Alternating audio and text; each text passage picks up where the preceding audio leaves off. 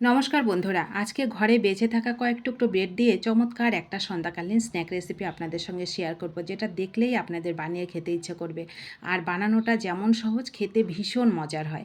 তো তার জন্য কয়েক টুকরো ব্রেড আমি নিয়ে নিলাম। আমার একদিনে বাসি ব্রেড ছিল, সেগুলো যে সাইড থেকে কেটে দিতে হবে সেরকম কোনো ব্যাপার নেই, পুরো ব্রেডটাই আমি নিয়ে নিয়েছি। তো এটাকে আমি দু হাতে টুকরো করে কেটে নেব।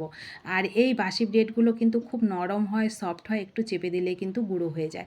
তো আমরা অনেক সময় বুঝতে পারি না এই বাসি ব্রেডগুলো কী করব। এরকম ছোট্ট ছোট্ট রেসিপিগুলো যদি আমাদের একটু জানা থাকে, আমরা কিন্তু খুব চটজলদি এই খাবারগুলো তৈরি করে নিতে পারি, খেতে ভীষণ মজার লাগে।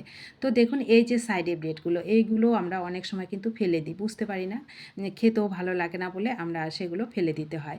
তো দেখুন, আমি ব্রেডগুলোকে আমি সবগুলোই নিয়ে নিয়েছি, নিয়ে টুকরো করে একটা বাটিতে নিয়ে নিলাম। এগুলো যেহেতু বাসি ব্রেড, এগুলো দেখুন হাতে একটু চেপে দিলেই কিন্তু গুঁড়ো হয়ে যাচ্ছে। খুব সহজে তৈরি করা যায়, খাবারটা খেতে ভীষণ মজার লাগে। আর এই বৃষ্টিমুখর সন্ধ্যাবেলায় চায়ের সঙ্গে এই সব খাবার খেতে কিন্তু দারুণ লাগে। খাবারটা যেমন টেস্টি তেমন চটপটা তৈরি হয়। তো ব্রেডটা আমি একটু গুঁড়ো করে নিয়েছি। এবার যেমন ঝাল খাবো সেরকম কাঁচা লঙ্কা কুচি এখানে দিলাম, এক টুকরো আদা কুচি করে কেটে এখানে দিয়ে দিলাম। আপনারা গ্রেট করেও দিতে পারেন, যেমন ঝাল খাবেন সেরকমই দেবেন। আর এইসব খাবারগুলো একটু কিন্তু ঝাল ঝাল হলেই খেতে বেশি ভালো লাগে।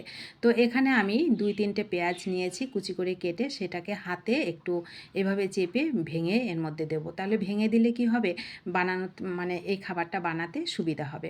তো এখানে আপনারা ধনেপাতার ব্যবহার করতে পারেন, আমি একটু কারি পাতা কুচি দিলাম। কারি পাতার ফ্লেভারটা কিন্তু বেশ ভালো লাগে। আর এখানে মশলা হিসেবে শুধু 1 চামচ ভাজা মশলার গুঁড়ো দিলাম, আর কালারের জন্য একটু লাল লঙ্কার গুঁড়ো, একটু হলুদ আর স্বাদ মতন লবণ দিলাম। এইবারে আমি এখানে দিচ্ছি কচু। কচু বলতে কীরকম কচু, যে কচুগুলো এখন বাজারে পাওয়া যায়, আমরা শোলা কচু বলি, জল কচু বলে অনেকে। তো সেই কচু, এক টুকরো কচু আমি গ্রেট করে ভালো করে ধুয়ে এখানে দিয়ে দিয়েছি। আমি কচু দিয়েছি বলে যে আপনাদের কচু দিতে হবে এরকম কোনো ব্যাপার নেই। আপনারা আলু কিংবা গাজর গ্রেট করে দিতে পারেন, ক্যাপসিকাম দিতে পারেন কুচি করে, যেটা আপনাদের পছন্দের। 2 চামচ সুজি দিলাম, বেশ মুচমুচে হবে কিন্তু। ব্রেডের খাবারগুলো এমনি মুচমুচে হয়, আরও 2 চামচ সুজি দিয়ে দিলাম, আরও বেশি মুচমুচে হবে। আর এইবার এখানে কোনো রকম জল না দিয়ে আমি একটা ডিম দিয়ে দিলাম।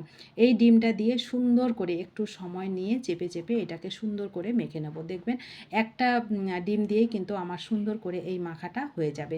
এখানে কোনো রকম জলের ব্যবহার দরকার পড়ে না। যদি আপনাদের ব্রেডটা বেশি থাকে সেক্ষেত্রে সামান্য একটু জল দিতে পারেন, কিংবা 2টো ডিমও আপনারা ব্যবহার করতে পারেন, যেটা আপনাদের পছন্দের।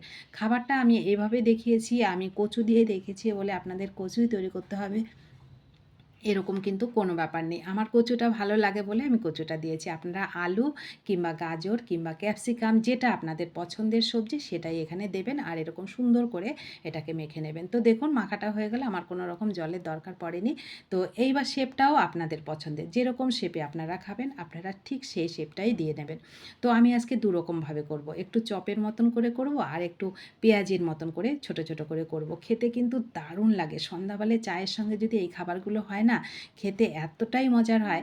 যারা খেয়েছেন তারা তো জানবেন, যারা খাননি তাদেরকে অনুরোধ করব একবার তৈরি করে খেয়ে দেখবেন। বেঁচে যাওয়া ব্রেড যেটা আমরা ফেলে দিই, ফেলে না দিয়ে আমি বলবো এরকম চটপটা খাবারগুলো বানিয়ে খাবেন, দেখবেন অনেক মজা করে খেতে পারবেন।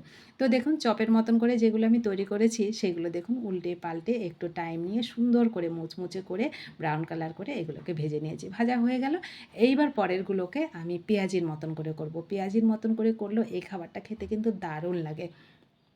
তো দেখুন, আমি পেঁয়াজের মতন করে যেগুলো করছি সেগুলোও আমার দেওয়া হয়ে গেল, দিয়ে এইগুলোকেও একটু সময় নিয়ে একটু মুচমুচে করে ভেজে নেব। এইদিকে যে চপের মতন করে করেছি, দেখুন কালারটা কত সুন্দর হয়েছে, খেতে ভীষণ মজার লাগে। চায়ের সঙ্গে এই খাবারটা যদি সন্ধ্যাবেলা এই বৃষ্টিমুখর দিনে হয়, তাহলে তার কোনো কথাই হয় না। তো আবারও বলছি বন্ধুরা, আপনারা একদিন খেয়ে দেখবেন। যারা খেয়েছেন তারা তো জানেন, যারা খাননি তাদেরকে অনুরোধ করছি একবার খেয়ে দেখবেন, অনেক মজা করে খেতে পারবেন। হঠাৎ বাড়িতে কোনো গেস্ট এসে গেল, তাদেরকেও কিন্তু তৈরি করে দিতে পারেন, তারাও আপনার অনেক প্রশংসা করবে, বুঝতেই পারবেন এটা যে ব্রেড দিয়ে তৈরি হয়েছে। তো তৈরি হয়ে গেল আমার ছোট ছোট পেঁয়াজির মতন করে করা খাবারটাও, আর চপের মতন করে তৈরি করা খাবারটা। দেখুন ভেঙে দেখাচ্ছি, খাবারটা ভীষণ মজার লাগে।